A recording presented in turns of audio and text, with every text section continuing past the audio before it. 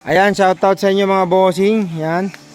Sa mga update tayo sa mga available units mga bossing. Yan, mga available yung mga bossing. Yan. Ayan. Tsaka mag-ingat kayo sa mga scammer. Yan, may na-scam na naman. Yan yung scammer. So, mag-ingat kayo sa mga scammer.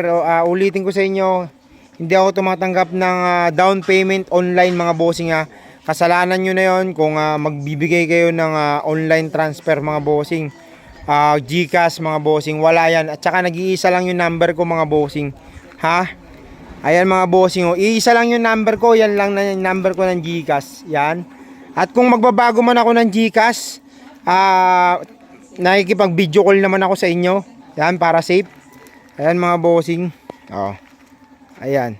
Pag ayaw makipag video call mga bossing, huwag kayong mag-down, huwag kayong Tsaka ito lang yung mga ko mga bossing. Yung mga ginagamit ng scammer mga bossing, mga magagandang kotse yun. Huwag kayong maniwala doon. Kasi ang sasakyan ni Master Win Garage, puro mga pampasabog. Ayan puro mga pampasabog yan mga bossing.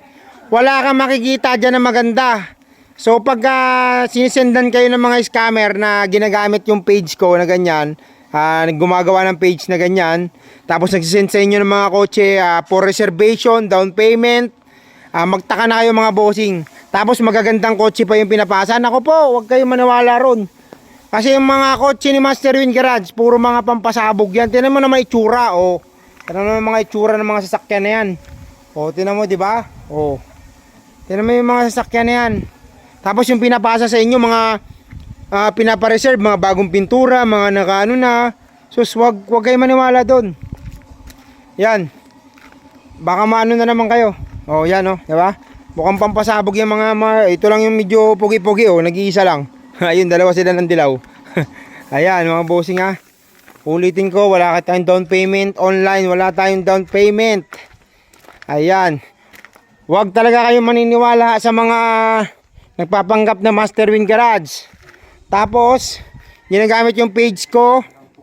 Tapos, sinisendan kayo ng mga magagandang picture. Huwag kayong maniwala dahil ang mga sasakyan ni Master Win Garage, puro mga pang pasabog. Yan. Huwag kayong maniwala doon sa mga magaganda. Ganito itsura ng mga dito, mga sasakyan dito. Ayan. Okay na tayo mga bossing Pag gusto mo makaiwas sa scam, gumamit ka ng utak. Yun lang yon.